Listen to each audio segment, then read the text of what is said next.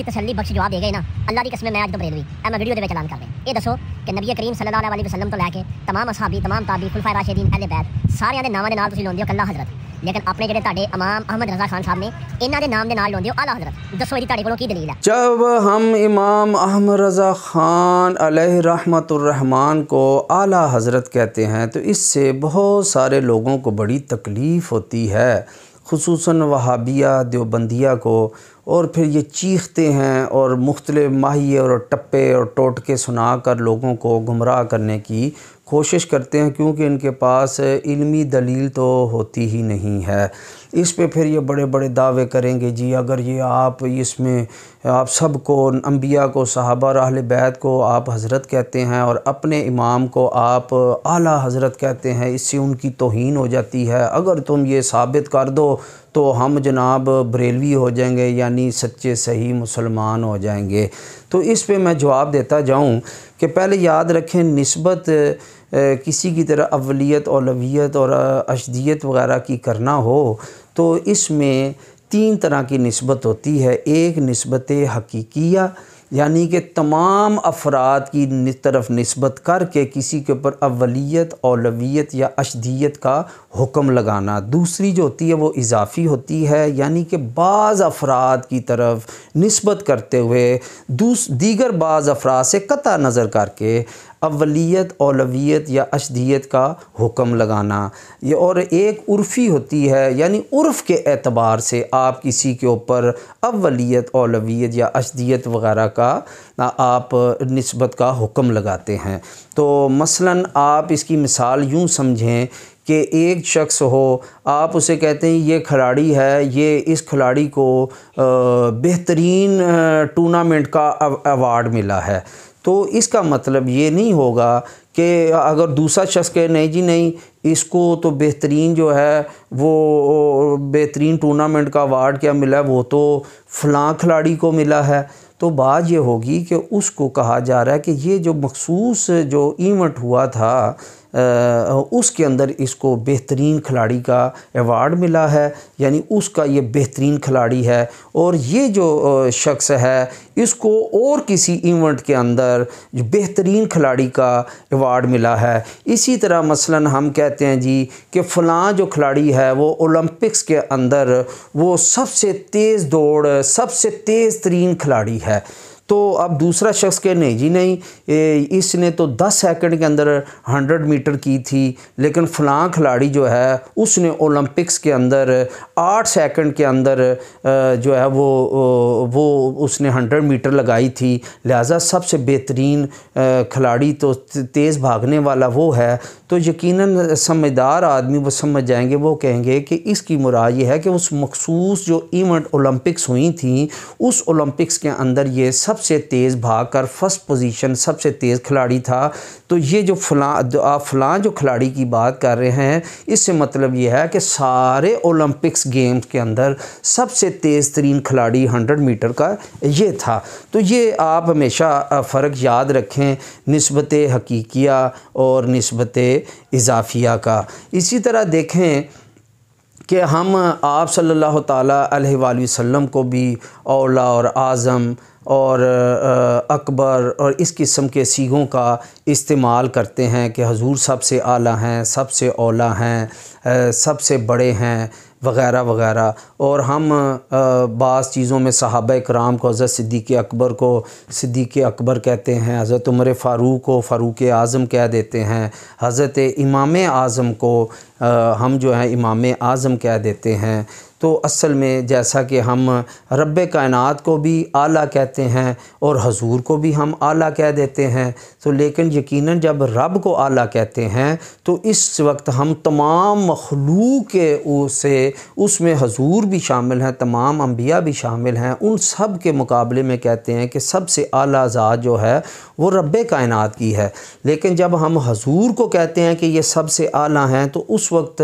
ہم رب کائنات کو شامل نہیں کر رہے ہوتے، بلکہ ہم کہتے ہیں رب کی بنائی ہوئی ساری مخلوق میں سے سب سے جو اعلیٰ ہستی ہیں وہ آپ صلی اللہ تعالیٰ علیہ وآلہ وسلم کی ہستی ہیں۔ اسی طرح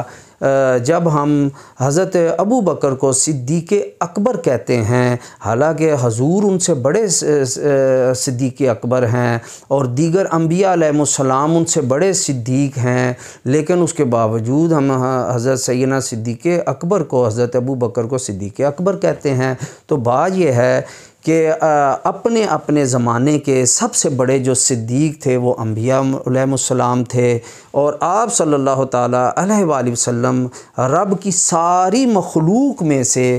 سب سے بڑے صدیق ہیں، صدیق اکبر ہیں۔ اس وقت سب انبیاء اور ساری مخلوق اس میں سے داخل ہوگی، تمام امتی بھی داخل ہوں گے، لیکن جب حضرت ابو بکر کو ہم صدیق اکبر کہتے ہیں تو اس وقت انبیاء علیہ السلام اور حضور کی طرف نظر کرتے ہوئے ہم یہ نسبت نہیں کرتے، بلکہ ہم تمام نبیوں کی امتوں کی طرف نسبت کرتے ہوئے ہم کہتے ہیں کہ سب نبیوں کی امتوں میں سے سب سے بڑے جو صدیق ہیں وہ حضرت سیدنا صدیق اکبر ہیں۔ اسی طرح فاروق اعظم، یعنی کہ اسلام اور کفر میں فرق کرنے والا، سب سے بڑا فرق کرنے والا، وہ حقیقت میں تو رب کائنات ہے، اور اس کی مخلوق کے اندر، تمام مخلوق کے اندر اگر ہم کوئی فاروق اعظم ہے جو کفر اور اسلام میں فرق کرنے والا ہے، وہ آپ صلی اللہ تعالیٰ علیہ وآلہ وسلم ہیں۔ اس اعتبار سے رب بھی فاروق اعظم ہیں، حضور بھی فاروق اعظم ہیں، اور امتوں کی طرف نسبت کرتے ہوئے،